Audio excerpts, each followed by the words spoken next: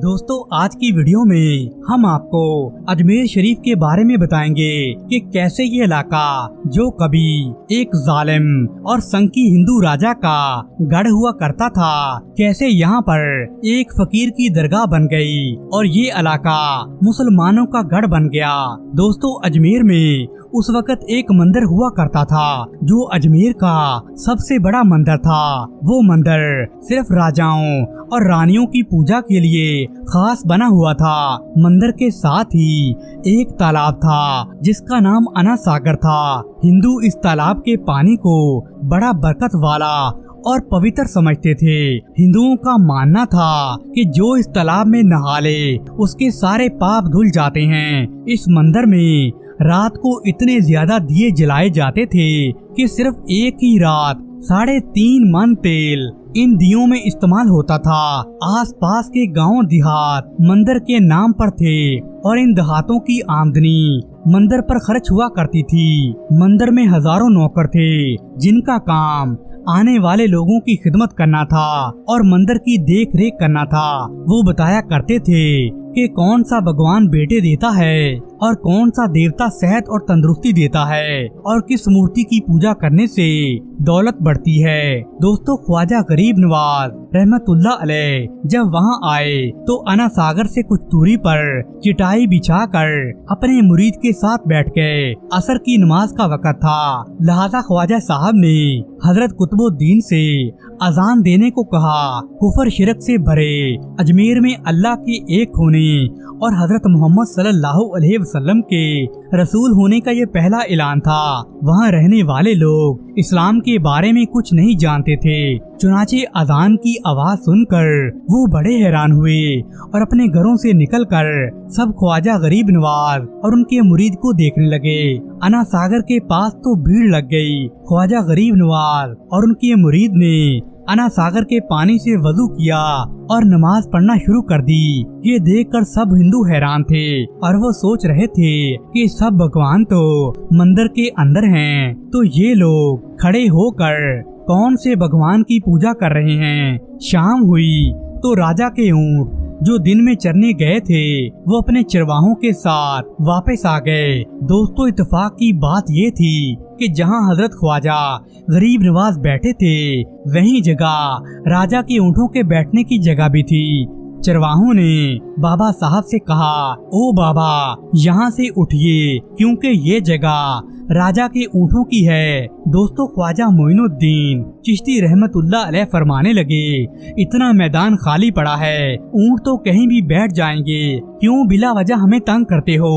वो लोग नहीं माने और मुसल्ला उठाकर इधर फेंकने लगे। ख्वाजा साहब से बदतमीजी करने लगे। उन लोगों ने आखिरकार तूफाने बदतमीजी मचा दिया और कहने लगे कि ये राजा के ऊँटों के बैठने की जगह है और इधर राजा के ऊँट ही बैठेंगे। तुम लोग कहीं और अपना मसल्ला बिछाओ और जो भी करना चाहते हो करो। दोस्तों आखिरकार ख्वाजा साहब ने उठते हुए हजरत कुतुबुद्दीन से फरमाया, उठो कुतुबुद्दीन, ये कह रहे हैं ये ऊँटों के बैठने की जगह है, तो चलो मैं कहता हूँ अब यहाँ ऊँट ही बैठेंगे।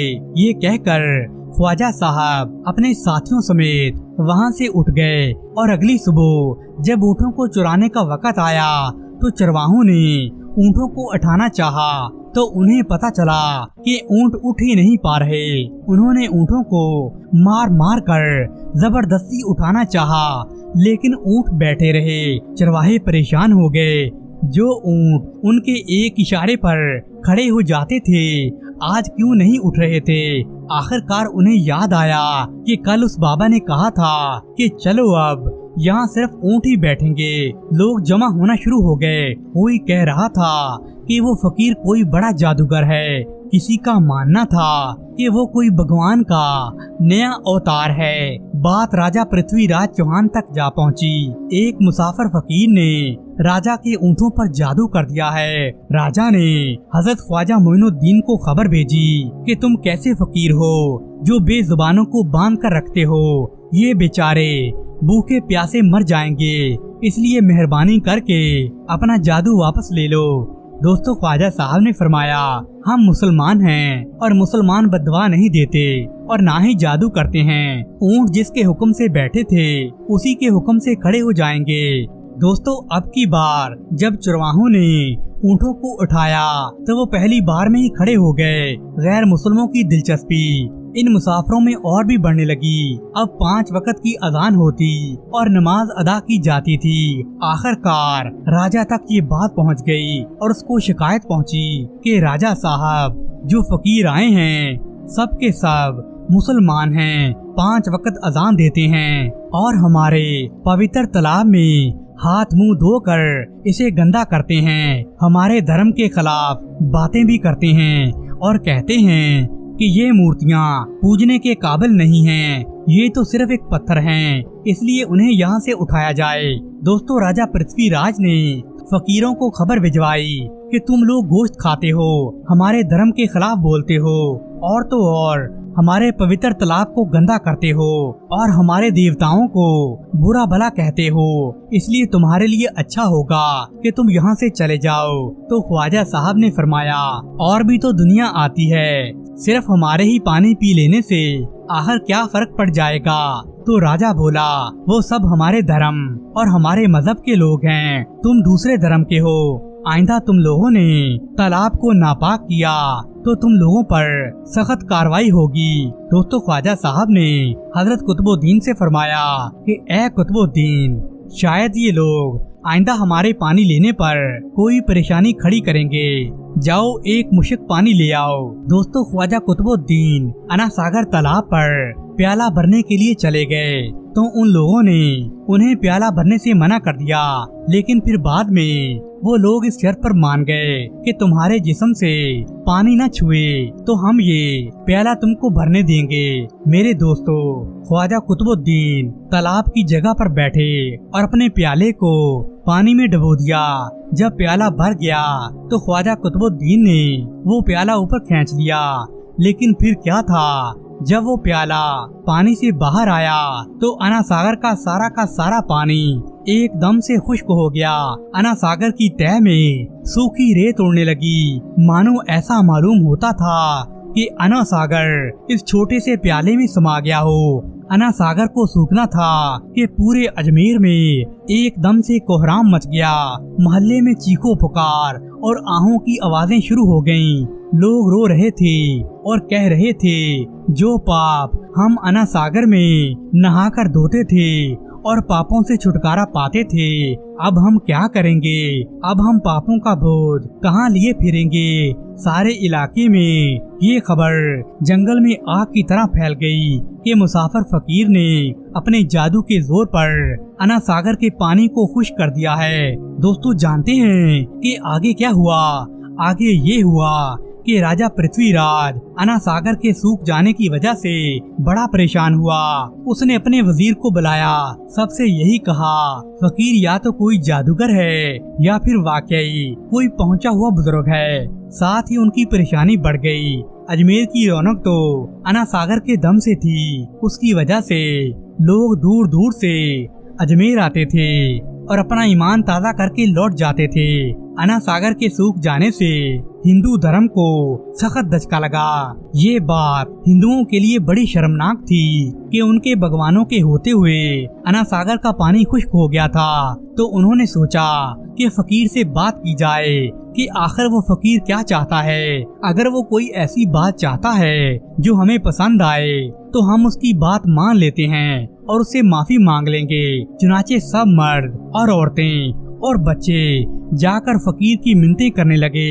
लोगों को इस परेशानी से छुटकारा दिलाकर मेहरबानी कीजिए, हमसे जो गलती हुई है हजरत इसे माफ कर दीजिए। हम अपने पापों का बोझ लेकर अब कहाँ जाएंगे, कैसे सुकून पाएंगे, क्योंकि हम लोग इसी तालाब में अपने पापों का बोझ धो लिया करते थे। ये तरीका बड़ा आसान था, लिहाजा तमाम लोग बाबा साहब के पास आए और बोले, बाबा तुम भी वजू कर लिया करना, लेकिन भगवान के वास्ते हमारा अना सागर हमें वापस लौटा दो। दोस्तों ख्वाजा कुतुबुद्दीन से ख्वाजा गरीब नवाज ने फरमाया कि जाओ कुतुबुद्दीन, इस प्याले को वापस उसी तालाब में डालाओ। जैसे ही वो प्याला तालाब में डाला गया तो अना सागर के नीचे सारा पानी उछल उछल कर बाहर आ गया और एकदम से अना सागर तालाब फिर से पानी से भर गया। पानी ने कई दिलों को धो डाला। हिंदू कौम के इतिहास की किताबों में हिंदू इस बात को मानते हुए लिखते हैं कि उस शाम 32,000 गैर मुस्लिम हिंदू कलमा पढ़कर मुसलमान हो गए थे। इन गैर मुस्लिमों के मुसलमान हो जाने से हिंदू पंडितों और हिंदुओं में बड़ा गुस्सा था। वो सोच रहे थे कि फकीर अगर कुछ दिन और रहा तो देवी देवताओं का नाम लेने वाला यहाँ पर कोई नहीं रहेगा। लिहाजा लोगों ने राजा को मजबूर किया कि जल्दी से जल्दी कुछ किया जाए। राजा ने मंदिर के बड़े पंडित रामदेव को बुलाया और उसे बाबा साहब से मुकाबला करके उसे हराने का हुक्म दिया और ये भी कहा कि उसे हराकर अजमेर से बाहर निकाल दिया जाए। दोस्तों, बाबा रामदेव अपने वक्त का माना ताना पंडित था जिसके इल्म की काबिलियत दूर दूर तक पहुंची हुई थी। दरअसल वो पंडित शैतानी और जादुई ताकतों का मालिक था। उसने राजा पृथ्वी को यकीन दिलाया कि जल्द ही राजा को अच्छी खबर सुनने को मिलेगी। बाबा रामदेव ख्वाजा साहब के पास आया और उल्टे सीधे सवालात करना शुरू कर दिए तो ख्वाजा गरीब नवाज ने फरमाया, खामोशी जरूरी है, इसलिए हजरत ख्वाजा खामोश रहे। जब रामदेव ने हद से बढ़कर शोर मचाना शुरू कर दिया तो ख्वाजा गरीब नवाज ने उसकी तरफ आंख उठाई और मुस्कुराकर फरमाया, रामदेव, तू शोर मचा रहा है और मैं तेरे माथे पर ईमान का नूर चमकता हुआ देख रहा हूँ। दोस्तों, बस इतना ही कहना था कि न जाने क्या करिश्मा हुआ। देखते ही देखते बाबा रामदेव ख्वाजा साहब के कदमों में गिर पड़ा और रोते हुए बोला, बाबा साहब, जिस धर्म के आप मानी हो मुझे भी इस धर्म में शामिल कर लो। वो सब लोग जो मुकाबला देखने आए थे वो ये देखकर बड़े हैरान हुए और बाबा रामदेव जो बाबा को हराने आया था वो खुद ही मुसलमान हो गया। दोस्तों, तारीख की किताबें भरी पड़ी हैं कि ख्वाजा गरीब नवाज वो अकलौते बुजुर्ग हैं जिन्होंने 90 लाख गैर मुसलमानों को मुसलमान किया। सदियां गुजर चुकी हैं लेकिन आज भी ख्वाजा साहब के नाम का डंका वैसे का वैसा ही बज रहा है। सुभान अल्लाह। दोस्तों, एक मर्तबा सफर के दौरान जब सैयदना ख्वाजा गरीब नवाज का गुजर इलाका सब्जवार से हुआ तो वहाँ मौजूद एक बाग में आपने क़याम फरमाया जिसके वस्त में एक खुशनुमा तालाब था। इस बाग का हाकम सब्जवार का था जो बड़ा जालिम और जाबिर आदमी था। उसका मामूल था कि अपने इस बाग में आकर वो शराब पीता और नशे में शोरो गुल मचाया करता था। जब हजरत ख्वाजा साहब नवाफिल अदा करने के लिए उस बाग में मौजूद तालाब से वजू करने लगे तो मुहाफिजों ने अपने हाकम की सख्त गिरी का हाल बताया और दरखास्त की कि आप यहाँ से तशरीफ ले जाएं कि कहीं हाकिम आपको नुकसान न पहुँचा दें। आप रहमतुल्लाह अलैह ने फरमाया, अल्लाह ताला मेरा हाफिज़ो नासिर है। दोस्तों, उसी दौरान हाकिम बाग में दाखिल हुआ और सीधा तालाब की तरफ आया। जब उसने अपनी ऐशो इशरत की जगह पर एक अजनबी दरवेश को देखा तो वो गुस्से से आग बगोला हो गया। इससे पहले कि वो कुछ कहता आपने एक नजर डाली और उसकी काया ही पलट दी। हाकिम आप रहमतुल्लाह अलैह के जलाल की ताब बिल्कुल नहीं ला सका और बेहोश होकर गिर पड़ा। खादमों ने मुंह पर पानी के छेंटे मारे तो उसे होश आया। वो फौरन आप रहमतुल्लाह अलैह के कदमों में गिर पड़ा और अपने गुनाहों की माफी मांगने लगा और आपके दस्ते मुबारक पर बैत हो गया। दोस्तों, हजरत ख्वाजा साहब की इनफरादी कोशिश से हाकिम सब्जवार ने जुल्म और ज्यादती से जमा की हुई सारी दौलत अवाम में लुटा दी और हजरत ख्वाजा साहब की सोहबत में रहने लगा। हजरत ख्वाजा साहब कुछ ही अरसे में उसे फ्यूजो बातनी से माला माल करके खुरका खिलाफत भी अता किया और फिर आप वहाँ से रुखसत हो गए। एक मर्तबा किसी हाकिम ने एक आदमी को बेगुनाह सूली पर चढ़ा दिया तो मकतूल की माँ रोते रोते हजरत ख्वाजा गरीब नवाज की खिदमत में पहुँची और अर्ज करने लगी कि हाकिम ने मेरे लड़के को नाहक फांसी पर चढ़ा दिया है, खुदा के लिए मेरी मदद कीजिए। दोस्तों, ख्वाजा साहब उस वक्त वजू वजू कर रहे थे। फरियाद सुनकर आपने अपना असा मुबारक हाथ में लिया और उस औरत के साथ उसके मकतूल बेटे की तरफ रवाना हो गए। और भी लोग आपके साथ चल दिए कि देखें आज पर्दा गैब से क्या वाक़या रोनमा होता है। जब आप रहमतुल्लाह अलैह उस मकतूल के पास पहुँचे तो थोड़ी देर खामोश खड़े रहे, उसकी लाश का जायजा लेते रहे। फिर आपने असा के जरिए उसकी गर्दन को छूकर फरमाया, ऐ मजलूम, अगर वाकई तू बेकसूर मारा गया है तो अल्लाह सुबहाना व ताला के हुक्म से जिंदा हो जा।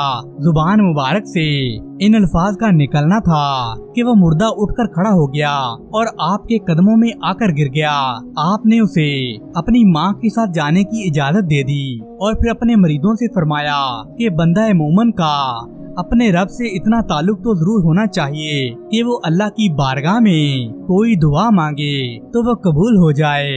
दोस्तों, हजरत ख्वाजा गरीब नवाज के बारे में ये वाकया भी मशहूर है कि जूं हिंदुस्तान में इस्लाम फैलता गया, मुखालफिन इस्लाम के दिलों में आतिशो गैज़ो गजब भड़कती ही चली गई। कुछ लोगों ने नापाक इरादे से ख्वाजा गरीब नवाज पर हमला आवर होने की कोशिश की। उस वक्त आप नमाज में मशगूल थे। नमाज से फारग होने के बाद जब खादमों ने इतला दी तो ख्वाजा साहब फौरन उठे और मुट्ठी भर खाक उठाकर उस पर आयतल कुर्सी दम की और दुश्मनों की तरफ फेंक दी। वो मट्टी जिस पर पड़ी उसका जिस्म खुश्क हो गया और वो बेहिस होकर रह गया। ये देखकर सब लोग वहाँ से भाग गए। जब दुश्मनाने इस्लाम ने देखा कि ख्वाजा साहब का मुकाबला मुमकिन नहीं है तो उन्होंने लड़ाई तर्क कर दी और अजमेर के राजा पृथ्वीराज चौहान ने अपनी सल्तनत के बलबूते पर मुसलमानों को तकालीफ देना शुरू कर दी तो वो अपने कुफर से बाज न आया और मुसलमानों पर बिला वजह जुल्मों सितम ढाने लगा। एक मर्तबा ख्वाजा साहब ने जलाल में आकर फरमाया कि अगर ये हाकम बाज नहीं आता तो जिंदा हालत में लश्कर इस्लाम के हवाले कर दिया जाएगा। दोस्तों, चुनाचे हुआ भी ऐसे ही। सुल्तान शहाबुद्दीन गौरी ने एक ख्वाब में अपने आप को ख्वाजा साहब के सामने पाया और आपको ये फरमाते हुए सुना कि ऐ शहाबुद्दीन, अल्लाह ताला ने तुझे हिंदुस्तान की बादशाहत अता फरमाई है, लिहाजा यहाँ आकर इस जालिम और सनकी राजा को कैफरे किरदार तक पहुँचा दे। दोस्तों, जब सुल्तान शहाबुद्दीन अपने ख्वाब से बेदार हुआ तो उसने दरबार के मौजूद लोगों के सामने अपना ये ख्वाब बयान किया तो सब लोगों ने उसे हिंदुस्तान की फतह की कामयाबी की मुबारकबाद दी। चुनाचा वो अपनी फौज के साथ हिंदुस्तान की तरफ रवाना हुआ और अजमेर पहुंचकर उसने राजा के साथ कई जंगें लड़ी, जिनके नतीजे में आखिरकार राजा पृथ्वीराज चौहान को इबरतनाक शिकस्त हुई और ख्वाजा साहब के फरमान के मुताबिक उसे जिंदा गिरफ्तार करके सुल्तान शहाबुद्दीन गौरी के सामने पेश कर दिया गया। दोस्तों, एक मर्तबा कुछ गैर मुस्लिम हजरत ख्वाजा साहब के पास मुलाकात की गरज से आए। जब आप रहमतुल्लाह अलैह ने उन पर निगाह डाली तो वो लोग आपकी हैबत की वजह से कांपने लगे, उनके चेहरे पीले पड़ गए। आप रहमतुल्लाह अलैह ने उन्हें गैरुल्लाह की इबादत से बाज आने और अल्लाह रब्बुल इज्जत की इबादत की दावत देते हुए कहा, जब तक खुदा ताला की इबादत न करोगे दोज़ख की आग से छुटकारा नहीं मिलेगा। करीब ही आग का रोशनदान जल रहा था। उन लोगों ने कहा, ऐ ख्वाजा साहब, आपने तो अल्लाह ताला की इबादत की है, अगर ये आग आपको ना जलाए और ये मुजदा हो जाए तो हम मुसलमान हो जाएंगे। आप रहमतुल्लाह अलैह ने फरमाया, अल्लाह के हुक्म से ये आग मोइनुद्दीन को तो क्या उसकी जूती को भी नहीं जला पाएगी। ये कहकर आपने अपनी जूतियाँ आग में डाल दी और फरमाया, ऐ आग, मोइनुद्दीन की जूतियों की हिफाजत करना। दोस्तों, ये कहना था कि उसी वक्त आग ठंडी हो गई और वहाँ मौजूद तमाम लोगों ने ये मंजर देखा और वो सब के सब कलमा पढ़कर मुसलमान हो गए और आपकी खिदमत में रहकर औलिया कामिलीन बन गए। दोस्तों, हाकिम दिल्ली खांदा राव के हुक्म की तामील के लिए पुलिस का एक दस्ता ख्वाजा साहब के पास आया اور آپ سے بات کی اور حالات دریافت کیے، وہ پولیس افسر اور اس کے سپاہی آپ کے اخلاق و معاذ سے اس قدر متاثر ہوئے کہ فوراً حلقہ بگوش اسلام ہو گئے اور آپ کے جانثار بن گئے۔ ان لوگوں کے مسلمان ہو جانے سے دوسرے لوگوں میں بھی رغبت پیدا ہو گئی اور یوں رفتہ رفتہ چند دنوں میں سینکڑوں ہندو راجپوت مسلمان ہو گئے۔ خواجہ صاحب کی بزرگی اور کرامات کا چرچا سن کر ضرورت مندوں کا تو تانتا ہی بند گیا۔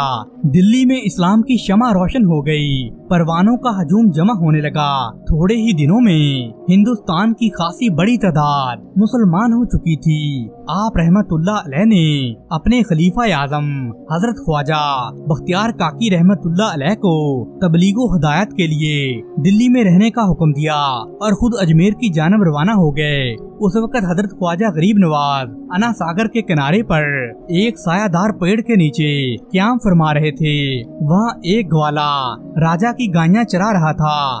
آپ نے گوالے سے فرمایا، ہمیں بھی دودھ پلا۔ تو گوالا کہنے لگا، یہ راجا کی گائیں ہیں، ان میں سے کوئی بھی دودھ نہیں دیتی۔ تو خواجہ صاحب نے ایک گائے کی طرف اشارہ کرتے ہوئے فرمایا کہ جاؤ اس گائے کا دودھ دھو لو۔ دوستو، گوالا حیرانگی کے عالم میں اس گائے کے پاس گیا اور گائے کے تھنوں پر ہاتھ پھیرنے لگا اور دیکھتے ہی دیکھتے گاؤں کے تھن دودھ سے بھر گئے۔ آپ رحمت اللہ علیہ کی کرامت سے اس گائے نے اتنا زیادہ دودھ دیا کہ آپ اور آپ کے رفقا نے سیر ہو کر دودھ پیا۔ آپ کی یہ زندہ کرامت دیکھ کر وہ ہندو گوالا مسلمان ہو گیا۔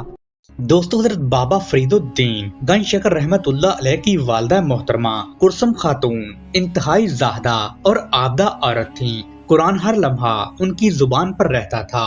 وہ ہر وقت باوضو رہتی تھیں اور رات بھر جاگا کرتی تھیں اور رات کا زیادہ تر حصہ عبادت الہی اور ذکر و فکر میں گزارتی تھیں۔ دوستو، سینکڑوں نوافل اور وہ بھی ایک ہی دن میں ان کا معمول تھا۔ اکثر روزہ میں رہتی تھیں اور پابندی کے ساتھ نماز تہجد بھی ادا کرتی تھیں۔ دوستو، بابا فرید الدین گنج شکر رحمت اللہ علیہ کی پیدائش سے پہلے آپ رحمت اللہ علیہ کی والدہ ماجدہ کے ساتھ کچھ حیران کن واقعات پیش آئے۔ آپ کی والدہ ماجدہ کے ہمسایوں کے مکان میں بیری کا ایک درخت ہوا کرتا تھا۔ اگرچہ وہ کافی بوڑھا ہو چکا تھا مگر ابھی تک اس پر بیر لگتے تھے اور وہ بھی بہت گھنے ہوتے تھے۔ وہ درخت بڑا لمبا چوڑا تھا اور قرب و جوار کے گھروں میں دور سے ہی نظر آ جاتا تھا۔ دوستو، ایک دن کیا ہوا کہ یکا یک موسم نے رنگ بدلا، بادل گھرائے، بارش کا سما پیدا ہو گیا۔ لوگ بھی اس کے انتظار میں تھے کیونکہ گرمی کے دن ہونے کے باوجود فضا میں حبس سا پیدا ہو گیا تھا۔ اور پھر ایسا ہوا کہ لوگوں کی تمام امیدیں ہی دم توڑ گئیں کیونکہ بارش کی بوندوں کی جگہ ٹھنڈی ٹھنڈی ہوا چلنے لگی۔ پہلے ہوا میں ہلکی جنبش تھی، پھر اس میں جوش پیدا ہوا اور دیکھتے ہی دیکھتے اس زور سے ہوا چلنے لگی کہ درختوں کی ٹہنیاں ٹوٹنے لگیں اور پتے اڑنے لگے۔ پتوں کے ساتھ پھل بھی اڑ اڑ کر دور دور جا کر گرنے لگے۔ دوستو، جب آپ کی والدہ ماجدہ نے یہ سارا ماجرا دیکھا تو ان کے ہمسائے کے بیری کے درخت سے کافی مقدار میں بیر ٹوٹ کر آپ کے آنگن میں آ گرے، جس سے ان کا صحن پتوں اور بیروں سے بھر گیا۔ پتے اگرچہ زیادہ تھے اور بیر کم تھے مگر بیر اس قدر خوبصورت اور پکے ہوئے تھے کہ انہیں اٹھا کر کھانے کو بے اختیار دل کرتا تھا۔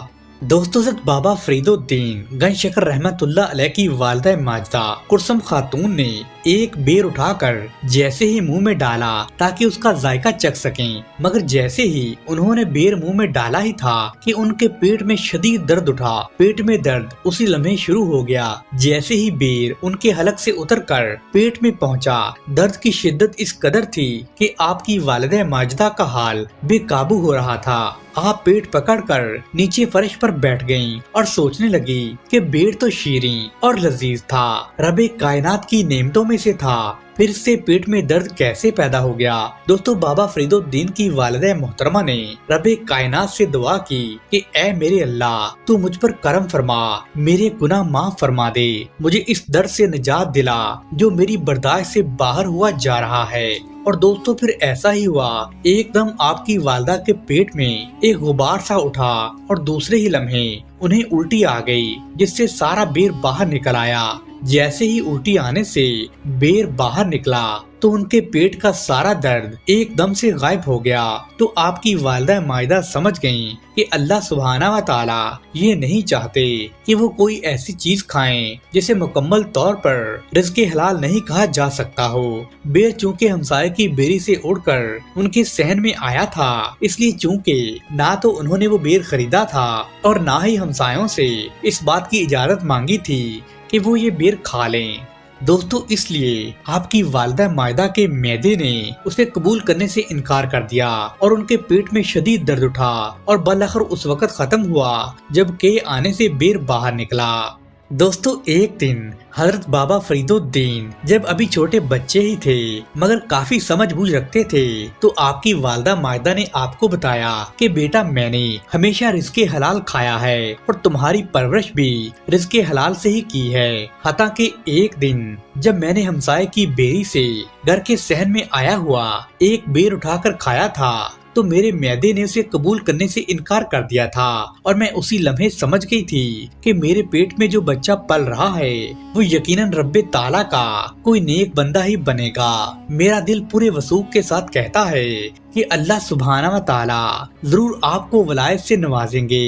خدا معلوم اس وقت میں زندہ بھی رہوں گی یا نہیں، لیکن قیامت کے روز مجھے اس بات پر ضرور فخر محسوس ہوگا کہ مجھے ایک ولی اللہ کی والدہ ہونے کا شرف حاصل ہے۔ دوستو بابا فرید الدین گنج شکر رحمت اللہ علیہ کی والدہ ماجدہ کلثوم خاتون کی دعا و التجا پوری ہوئی اور ان کے فرزند ارجمند ایسے ولی اللہ بنے جن کا نام رہتی دنیا تک زندہ و تابندہ رہے گا۔ رب رحمان الرحیم نے انہیں نہ صرف ایک نیک شہرت ولی کی والدہ ہونے کا اعزاز بخشا بلکہ وہ خود بھی اللہ سبحانہ و تعالیٰ کی خاص نظر کرم کی حامل تھیں۔ آپ روحانی طور پر عظمت و رفت کی مالک تھیں۔ دوستو نظام الدین اولیاء رحمت اللہ علیہ نے کلثوم خاتون کی ایک کرامت کا ذکر یوں فرمایا ہے کہ ایک رات جبکہ آپ تہجد کی نماز میں مشغول تھیں تو ایک چور آپ کے گھر میں گھس آیا۔ یہ وہ دن تھے جب بابا فرید الدین گنج شکر رحمت اللہ علیہ کے والد محترم شیخ جمال الدین انتقال کر چکے تھے۔ چور نے یہ خیال کیا کہ گھر میں اکیلی خاتون ہے اور چھوٹے بچے ہیں، اس لیے میں بے دھڑک داخل ہو کر چوری کر سکتا ہوں۔ دوستو گھر کے صحن سے جیسے ہی اس نے ایک کمرے کا رخ کیا تو چور یہ دیکھ کر حیران رہ گیا کہ گھر کی بیوہ مالکن اللہ سبحانہ و تعالیٰ کے حضور سجدہ ریز ہے جبکہ اس کے بچے پاس ہی پڑے سو رہے ہیں۔ چور کے لیے کوئی رکاوٹ نہیں تھی۔ اس نے سوچا کہ اگر نماز پڑھنے والی خاتون نے کوئی مزاحمت کی بھی تو وہ اسے آسانی سے روک لے گا کیونکہ اسے روکنے والا کوئی نہیں ہے، مگر اس نے یہ نہیں سوچا تھا کہ اللہ سبحانہ و تعالیٰ کی ذات اسے دیکھ رہی ہے۔ چنانچہ وہ جو ہی آگے بڑھا اس نے محسوس کیا کہ اس کی آنکھوں کی بینائی آہستہ آہستہ ختم ہو رہی ہے اور پھر یوں ہوا کہ اس کی آنکھوں کی بنائی مکمل طور پر زائل ہو گئی۔ اس طرح چور پر واضح ہو گیا کہ اسے روکنے والی یہاں پہ کوئی طاقت ضرور موجود ہے، وہ ذات جو ہر شے پر قادر ہے، جو اپنے نیک بندوں کی خاص طور پر حفاظت فرماتی ہے۔ دوستو وہ چور ہندو مذہب کا پیروکار تھا مگر اب اس نے دین اسلام کو ماننے والی اور ایک خدا پر یقین رکھنے والی خاتون کی کرامت دیکھ لی تھی اور اسے یقین ہو چلا تھا کہ مذہب اسلام ہی صحیح معنوں میں سچا مذہب ہے، اور اس کی بے نور آنکھوں میں آنسو بھر آئے اور اس نے زاروں قطار رونا شروع کر دیا اور وہ جہاں کھڑا تھا وہیں رک گیا۔ اس کے اٹھتے قدم ایک دم سے رک چکے تھے کیونکہ اسے کچھ نظر ہی نہیں آ رہا تھا۔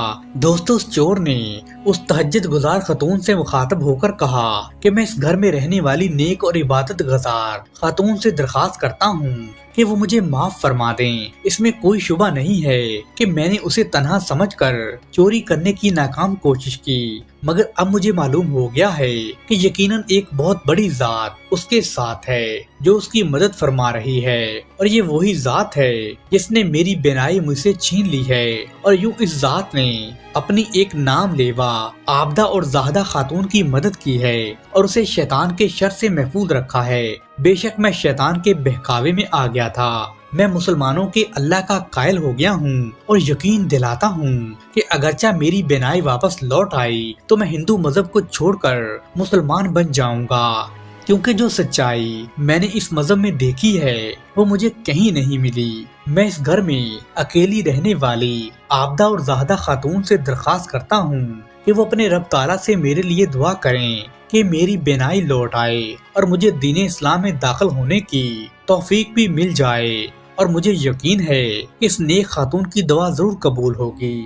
دوستو، کلثوم خاتون رحمت اللہ علیہ نے جب اس چور کے منہ سے یہ الفاظ سنے تو انہوں نے جلدی سے نوافل کی رکعتوں میں وقفہ کر کے رب العزت کی بارگاہ میں دعا کے لیے ہاتھ اٹھائے اور عرض کرنے لگی، یا باری تعالیٰ، تو سب کا محافظ اور رکھوالا ہے، تو نے اپنی خاص عنایت اور کرم سے میرے اور میرے گھر کی حفاظت کی ہے، مجھے اس چور کی دست برد سے بچایا ہے، یہ سب تیرا فضل اور تیری عنایت ہے، ورنہ میں گنہگار خاتون کس قابل ہوں۔ یہ صحیح ہے کہ تو نے میری حفاظت کی خاطر اس چور کی بینائی چھین لی ہے، مگر اب یہ راہ راست پر آنا چاہتا ہے، تجھے تیرے کرم اور بخشش کا واسطہ، تو اس چور کی بینائی اسے واپس لوٹا دے، یہ چور تیرا ہی بندہ ہے، اگر تو اس کی بینائی لٹا دے گا تو تیرے نام لیواؤں میں ایک اور آدمی کا اضافہ ہو جائے گا، اگر تو نے اس پر کرم نہ کیا تو پھر وہ کس در پر دستخط دے گا، وہ دین اسلام سے مایوس ہو جائے گا۔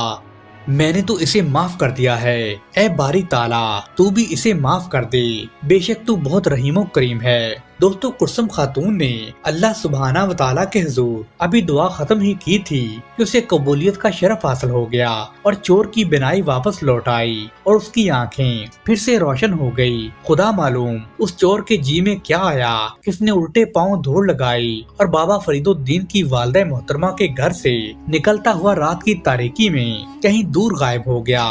اور دوستو، اگلی صبح چشمے فلک نے دیکھا کہ ایک آدمی اپنے اہل خانہ کے ہمراہ کلثوم خاتون کے گھر کے باہر آنسوؤں کے موتی پروتے ہوئے کھڑا تھا۔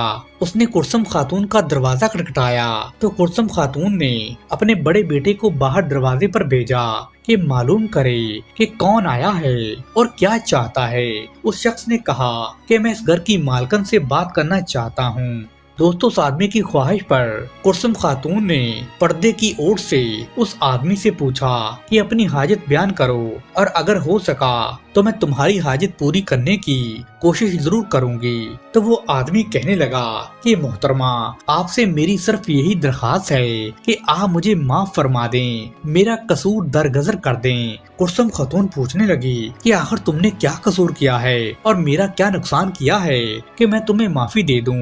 تو وہ آدمی کہنے لگا کہ محترمہ، میں وہی رات والا چور ہوں جو آپ کے گھر چوری کی نیت سے آیا تھا، اور میری آنکھوں کی بینائی چلی گئی تھی، اور پھر آپ کی دعا سے اللہ سبحانہ و تعالیٰ نے میری بینائی واپس لوٹا دی تھی۔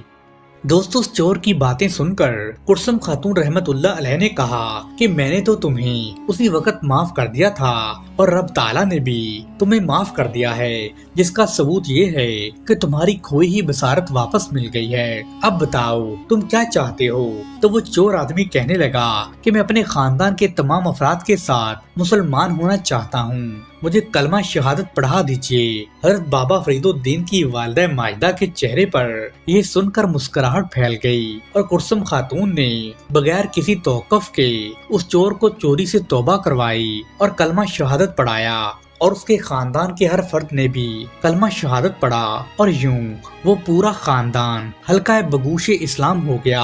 اس آدمی نے اپنا نام عبداللہ رکھا اور عبادت و ریاضت میں اس درجہ کمال کو پہنچا کہ اس نے شیخ عبداللہ کے نام سے شہرت پائی، حتیٰ کہ اس کے انتقال کے بعد اسے بابا فرید الدین گنج شکر رحمت اللہ علیہ کے والد محترم حضرت پیر جمال الدین سلیمان رحمت اللہ علیہ اور بڑے بھائی حضرت اعزاز الدین رحمت اللہ علیہ کے پہلو میں دفن کیا گیا۔ دوستو، یہ اعزاز رب تعالیٰ نے اس کے زہد و تقوی اور پرہیزگاری کے باعث اسے عطا کیا تھا۔ سبحان اللہ۔ دوستو، حضرت بایزید بسطامی رحمت اللہ علیہ اپنی مجلس میں وعظ و نصیحت کے ساتھ ساتھ عملی طور پر بھی کوشش فرماتے تھے تاکہ لوگوں کی مکمل اصلاح ہو جائے، وہ غلط کاموں کو چھوڑ کر نیک کاموں کی طرف مائل ہوں تاکہ ان کی دنیا بھی منور ہو جائے اور ان کی آخرت بھی سنور جائے۔ دوستو، اس کے لیے بعض اوقات آپ کو مختلف طریقے بھی اختیار کرنا پڑتے تھے، مگر بیشتر اوقات آپ دوسروں کی اصلاح کرنے کے مقصد میں کامیاب ہو جاتے تھے۔ یہ کام کر کے آپ کو بے حد خوشی محسوس ہوتی تھی۔ پیارے دوستو، ایک دفعہ کا واقعہ ہے کہ چند افراد حضرت بایزید بسطامی رحمت اللہ علیہ کی خدمت میں حاضر ہوئے اور عرض کرنے لگے کہ یا حضرت فلاں جگہ پر ایک ناچ گانے والی عورت رہتی ہے، اس نے بالا خانہ سجایا ہوا ہے اور لوگ اس کے پاس پہنچتے ہیں اور گانا سنتے ہیں، جس کی وجہ سے معاشرے میں خرابی پیدا ہو رہی ہے، آپ رحمت اللہ علیہ ہی اصلاح کی کوئی صورت نکالیے۔ دوستو، آپ نے جب ان افراد کی یہ بات سنی تو آپ اگلے روز ہی رات کے وقت اس عورت کے دروازے پر جا کر بیٹھ گئے۔ آپ نے زمین پر چٹائی بچھائی اور ہاتھ میں تسبیح لے کر اللہ سبحانہ و تعالیٰ کا ذکر فرمانے لگے، مگر ہر آنے والے شخص پر آپ کی نظر تھی۔ اس روز جو بھی آدمی اس عورت کا گانا سننے کی غرض سے آیا تو وہ حضرت بایزید بسطامی رحمت اللہ علیہ کو باہر بیٹھے ہوئے دیکھ کر واپس چلا گیا۔ کسی کو بالا خانہ پر جانے کی جرت تک نہیں ہوئی۔ جب اس عورت نے یہ ساری صورتحال دیکھی کہ آج تو اس کے پاس کوئی بھی آدمی اس کا گانا سننے نہیں آیا تو وہ بہت حیران اور پریشان ہوئی اور سوچنے لگی کہ آخر اس کی کیا وجہ ہو سکتی ہے، کیونکہ اس سے پہلے تو ایسا کبھی نہیں ہوا تھا اور اس کے ہاں ہر وقت لوگوں کا رش لگا رہتا تھا۔ دوستو، اس عورت نے اپنی لونڈی سے کہا کہ اے لونڈی، پتا کرو کہ لوگ میرے پاس گانا سننے کیوں نہیں آ رہے، آخر وجہ کیا ہے، حالانکہ روزانہ تو اتنے لوگ آتے ہیں کہ بیٹھنے تک کچھ جگہ نہیں ملتی اور آج یہ صورتحال ہے کہ ایک شخص بھی ادھر نہیں آیا۔ اس عورت کی ملازمہ دوڑی ہوئی نیچے گئی تو اس نے دیکھا کہ حضرت بایزید بسطامی رحمت اللہ علیہ بذات خود تشریف فرما ہیں اور چٹائی پر بیٹھے تسبیح میں مصروف ہیں۔ ملازمہ نے اس عورت کو آ کر بتایا کہ نیچے ہمارے دروازے پر حضرت بایزید بسطامی رحمت اللہ علیہ بیٹھے ہوئے ہیں، اس لیے جو بھی آتا ہے انہیں دیکھ کر شرم کے مارے واپس چلا جاتا ہے۔ اس عورت نے اپنی ملازمہ سے کہا کہ حضرت جی کو میرے پاس اوپر بھیجیں۔ ملازمہ نیچے آئی تو اس نے ہاتھ باندھ کر عرض کی کہ یا حضرت، میری مالکن آپ کو اوپر بلا رہی ہیں، آپ مہربانی فرمائیے اور ہمارے پاس تشریف لے آئیے۔ دوستو، جب آپ رحمت اللہ علیہ اوپر تشریف لے گئے تو اس عورت نے عرض کی یا حضرت، آپ کہاں اور میں کہاں، آپ کو مجھ سے کیا کام ہے؟ تو حضرت بایزید بسطامی رحمت اللہ علیہ نے ارشاد فرمایا کہ آج رات یہاں پر میں رہوں گا۔ اس عورت نے کہا میری فیس تو 200 اشرفیاں ہیں۔ دوستو، آپ رحمت اللہ علیہ نے اپنی گڈلی میں سے 200 اشرفیاں نکالیں اور اس عورت کو دے دیں اور پھر اس سے کہا کہ میں نے تمہاری فیس 200 اشرفیاں ادا کر دی ہیں، اب میں جو کہوں گا تمہیں وہی کرنا ہوگا۔ عورت نے کہا مجھے منظور ہے۔ آپ اپنے ہمراہ کپڑوں کا ایک جوڑا لائے تھے، آپ نے اس عورت سے کہا کہ یہ جوڑا پہن لو۔ اس نے وہ جوڑا پہن لیا تو آپ رحمت اللہ علیہ نے کہا کہ 2 قدم آگے بڑھو اور نظریں قبلہ کی طرف رکھو۔ دوستو، جب اس عورت نے آپ کے حکم کے مطابق ایسا ہی کیا تو آپ نے اپنا چہرہ مبارک آسمان کی طرف اٹھایا اور یہ دعا کی، اے باری تعالیٰ، میں نے اس عورت کا ظاہر بدل کر نیک کر دیا ہے، اب تو بھی اپنے کرم سے اس کا باطن بھی نیک کر دے۔ دوستو، اس کے بعد حضرت بایزید بسطامی رحمت اللہ علیہ نے اس عورت سے کہا کہ اب میں چلتا ہوں، مجھے میرا جوڑا واپس کر دو۔ تو وہ عورت کہنے لگی کہ یا حضرت، میرا ذہن اب وہ نہیں رہا، اب میں یہ کپڑے آپ کو واپس نہیں کروں گی، میں نے اللہ سبحانہ و تعالیٰ کے حضور سچے دل سے توبہ کر لی ہے، آپ نے میرے حق میں دعا بھی فرمائی ہے اور اللہ سبحانہ و تعالیٰ ضرور میری توبہ قبول فرمائے گا۔ دوستو، حضرت بایزید بسطامی رحمت اللہ علیہ اس عورت کو راہ راست پر لانے کے بعد واپس گھر تشریف لے آئے۔ دوستو، حضرت بایزید بسطامی رحمت اللہ علیہ کتاب اللہ یعنی قرآن مجید کی کثرت سے تلاوت کرتے تھے۔ آپ نے تمام قرآن پاک نہ صرف حفظ کیا بلکہ اس کے لفظ لفظ اور حرف بحرف معنوں پر بھی غور کرتے تھے۔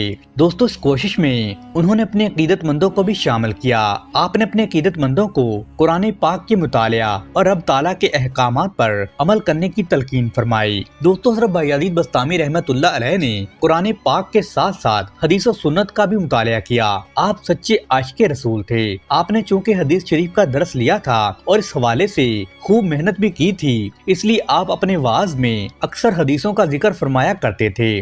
دوستو، ایک دفعہ کا واقعہ ہے کہ ایک آدمی نے آپ سے پوچھا کہ یا حضرت، آپ کے علم کا ماخذ کیا ہے، آپ کو علم سکھانے والا کون ہے؟ تو آپ رحمت اللہ علیہ نے جواب میں فرمایا کہ رب تعالیٰ کی بخشش اور عطا میرے لیے علم کا ماخذ ہے، جبکہ مجھے علم سکھانے والی اللہ سبحانہ و تعالیٰ کی ذات ہے، کیونکہ رسول صلی اللہ علیہ وسلم کی حدیث ہے کہ جس شخص نے اس چیز پر عمل کیا کہ جس کو وہ جانتا ہے تو وہ رب تعالیٰ اس کو ایسے علم کا وارث بنا دے گا جو اسے معلوم نہیں۔ دوستو چونکہ حضرت بایزید بسطامی رحمت اللہ علیہ کامل ولی تھے اور ولی کے لیے سنت سے پوری طرح باخبر ہونا ضروری ہوتا ہے تاکہ اس کا کوئی بھی عمل سنت کے خلاف نہ ہو اور وہ اپنے مریدوں کے لیے بھی ایک اعلیٰ نمونہ ثابت ہو۔ اس لیے حضرت بایزید بسطامی رحمت اللہ علیہ فرمایا کرتے تھے کہ خلاف سنت کام کرنے والا کبھی ولی نہیں ہو سکتا۔ دوستو ایک مرتبہ آپ رحمت اللہ علیہ نے حضور نبی کریم کی ایک حدیث ارشاد فرمائی کہ رسول صلی اللہ علیہ وسلم نے فرمایا کہ بے شک یقین کی کمزوری میں سے یہ بات ہے کہ تو رب تعالیٰ کو ناراض کر کے لوگوں کو راضی کرے۔ رب رازق کے دیے ہوئے رزق پر لوگوں کی تعریف کرتا پھرے اور اگر رب کائنات تجھے کوئی چیز عطا نہ کرے تو لوگوں کی برائیاں بیان کرنے لگے۔ بے شک اللہ تعالیٰ رازق ہے، بے شک اللہ تعالیٰ کا رزق ایسا ہے کہ جس کو کسی ہرس کرنے والے اور کسی ناگوار سمجھنے والے کی ناگواری نہیں روک سکتی۔ بے شک اللہ تعالیٰ نے اپنی حکمت و جلال سے کام لیتے ہوئے اطمینان اور خوشی کو اپنی رضا اور یقین میں رکھا ہے اور غم کو شک اور ناراضی میں ڈال دیا ہے۔ دوستو ایک مرتبہ کا واقعہ ہے کہ ایک آدمی حضرت بایزید بسطامی رحمت اللہ علیہ کی خدمت میں حاضر ہوا اور آ کے درخواست کرنے لگا کہ یا حضرت مجھے کوئی ایسی نصیحت فرمائیے کہ جس سے میری نجات ہو جائے۔ تو آپ رحمت اللہ علیہ نے فرمایا کہ صرف 2 باتیں یاد رکھو، علم سے تمہارے لیے اتنا جان لینا کافی ہے کہ رب تعالیٰ جل جلالہ تمہارے ہر عمل کو دیکھ رہا ہے اور وہ اس سے پوری طرح باخبر ہے، اور دوسری بات یہ کہ رب تعالیٰ تمہارے عمل سے بے نیاز ہے۔ دوستو حضرت بایزید بسطامی سے ایک دفعہ ایک عقیدت مند نے پوچھا کہ یا حضرت آپ اپنے نفس کو کیسے مارتے ہیں، ہمیں بھی اس سے آگاہ فرمائیں۔ تو آپ رحمت اللہ علیہ نے فرمایا اگر میں اپنے نفس اور اپنی انا کی خواہشات کو ماننے کی مکمل تفصیل بیان کر دوں تو تم لوگوں میں سننے کی ہمت نہیں ہے، تاہم میں تمہیں ایک معمولی سا واقعہ بیان کرتا ہوں۔ تو سنو، ایک دفعہ آدھی رات کو میرے دل میں خیال آیا کہ باقی آدھی رات رب تعالیٰ کے ذکر